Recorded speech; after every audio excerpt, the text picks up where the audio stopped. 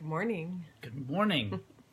We're in this fairy princess house that we're renting while we're teaching this beautiful group of Chinese women. And we thought that we would bring you a tip today on being able to find happiness or peace in whatever moment you're in. And Monique Darling, this is Peter Peterson. And we have a lot of people ask us, how do we do Tantra? And so we decided to do a series of videos to say there's no way to do Tantra. It's about being and living a Tantric life. And so each day then we bring you different tips of what we found in our life to be able to start really living from that Tantra feeling. And for me, then the actual definition of Tantra is the path of falling in love with yourself. And so every day, how can you find more and more ways to actually help your own being believe that you love it and all of its parts and all the things that people said are too much or not enough, that you are the one person in the world that doesn't believe any of it and that you can hold all the parts of you. And for me, that's a Tantric life. What's your definition? Becoming more aware of your awareness, becoming more aware of how you behave and react. I think just becoming more alive, becoming more awake, getting excited about your excitement, getting passionate about your passion, and living your life to the fullest. I mean, why are we here? Who are we? These are questions that someone who's on the Tantric path is asking themselves all the time. This isn't like, oh, I just do it in a workshop. I just do it every once in a while. No. Every single day you're asking, who am I? Why am I here? And why am I here? What am I doing? What's going on? Because we're changed in every breath, and every single day we're a new person. So we constantly love to ask ourselves that question. And one of the pieces that I found recently is that I was still trying to make peace, like come back to peace. And so if I was irritated or something was going not the way that I thought that it was going to go, or there's something that I was really invested in that it's actually showing up differently, then I would make it a practice to be able to come back to peace and come back to kindness and come back to love. And just recently then I realized that there's a place in just making peace with whatever is, with whatever that emotion is. And all of a sudden, as I've been doing this practice, then instead of trying to get back to somewhere, then I'm actually finding this deep underlying peace that's inside of me that I think has to do with trust. And it's trusting that whatever's going on, I have the tools and the resources to be able to come back to center or come back to that peace inside. And it stopped being this something outside of me again that I'm looking for. Oh, if I could just be more kind, if I could just be more loving in this moment, if I could just take deeper breaths, then I could be able to handle that. I'm stuck in a car for 8 hours when I'm only traveling for 12 hours when I'm supposed to fly in an airplane and go and stay at a hotel that night. It's just being able to breathe into, well, you know what? What am I feeling? I'm mourning that I really wanted to have this time off. I'm feeling irritated that the driver's going so slow. I'm like, what's happening inside of my being? I really wish Peter and I were making love right now. I wanted a whole day off in bed with you. And just be able to have all of those emotions. And then as each one come through, find peace with, okay, I really long for that. And this is the actuality of what's going on. Instead of trying to make peace with what was happening, it was finding that inner peace inside of me as to whatever was going on. Mitchell Jones, you know who you are. I was never so appreciative of your driving here in China because we got picked up by a driver who drove so slow. Oh my God, it was like the slowest driver ever. And then the funny thing is, he would get up behind somebody who was driving even slower than him, and then he'd honk the horn. And he's like, you get so pissed off, and he'd shake his fist. I'm like, dude, you're driving so slow. How are you yelling at someone who's driving slower than you? So how did you come back to your happiness and peace in that moment? Oh, I just laughed it off. And I was like, oh my God, I'm just so thankful that I don't get that agitated and irritated over something so frivolous. It's like, come on. But it was just funny watching my mind. I was agitated and irritated about the slowness, But then I'm like, okay, well, we're here, and there's nothing else I can do about it but just laugh about it and have fun with it. And we actually had some great conversations in the car while we were driving.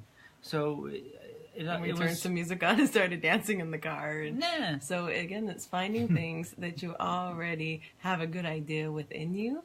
But before you can do any of those things, because I'm telling you, this is what I spent years trying to do, is covering it up, finding the gift of the moment, coming back to that peace, because that's the stillness and the happiness are what's important.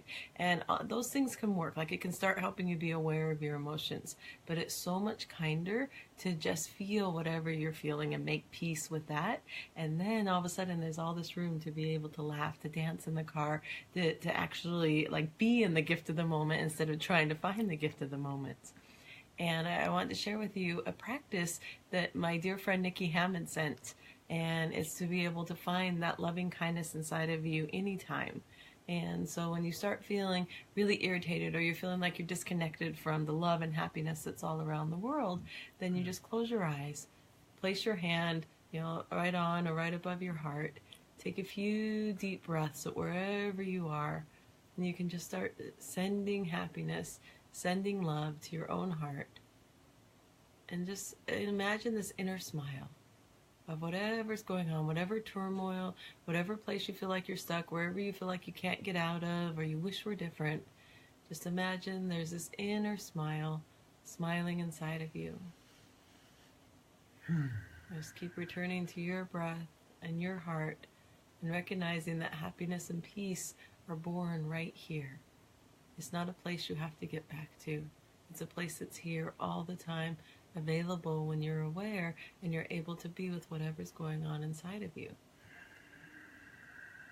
And when you find that inner smile, then you can open your eyes and you can share that smile with whoever's in the room with you, with whatever's happening in your world. Even if you're just sharing it with yourself, go look in the mirror and find that smile of happiness and peace live right here. That's really good. Thank you. I love Nikki. I had no idea he wrote that. He's incredible. Mm-hmm. He's our dear friend from New Zealand, and so if you've never looked at his wall, go look up Nikki Hammond, and every day he's channeling different things from who knows where, but he has some really great wisdom, and he's always reminding us that we are love, and we are. And so I hope that wherever you are, that you're feeling loved, you're feeling supported, and for me, that is key to living a tantric life and being tantric. Being tantra versus doing tantra is really realizing that you are the cause and effect. That everything that you're seeking for outside of you is here. And I can give you one more thing. This is what I often give in my classes, is that I have people get in touch with what is a deep desire. What's something that they're longing for. Maybe they're longing for this primary partner, or they're longing for a place to live, or the job that would just serve them tremendously, or they're longing for a child. Whatever the deep desire, longing is, get in touch with that. Really feel your feelings around it, and be vulnerable, and allow your body to feel how much you really want this thing, and then imagine giving it to somebody else in your life, and really get in touch with, you know what, here's what I long for most in the world, let me give it to you. And in so doing, then you get in touch with that whatever it is that you're longing and calling for, you're already connected to. It's already inside of you, because if it wasn't, you wouldn't be able to give it to someone else. And it's also helping you in your own mind and system start letting go of how you need for that thing to come to you, because you're just letting it circulate through you and getting in touch with the feeling and the sensation of whatever that piece is that you're most longing and desiring for. Anytime that you can be really vulnerable and get in touch with that deep truth inside of you, of what your emotions are, of what your longings are, of what's going on inside of you, then you have an opportunity to connect with what's going on inside of everyone else and what's actually happening in the world, instead of pushing away or pulling towards yourself. I like that. That's profound. Yeah, thank you. Anything else you want to add? I think the more we try to circumvent pitfalls from happening to us, the more we try to stop challenges or difficulties before they begin, like we do all of this like mental masturbation or all these mental gymnastics to try and stop something from occurring.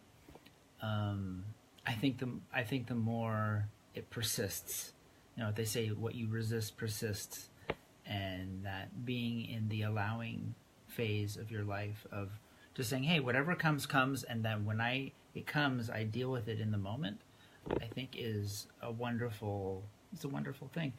Although I think having some mental preparation for a few things in life is great. Mm-hmm.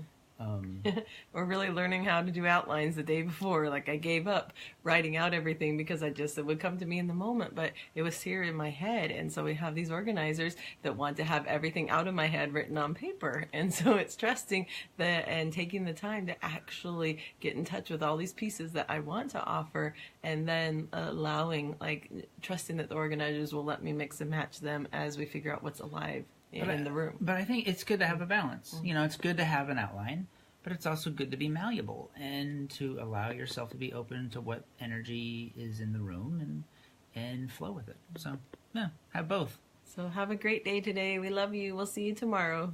Bye.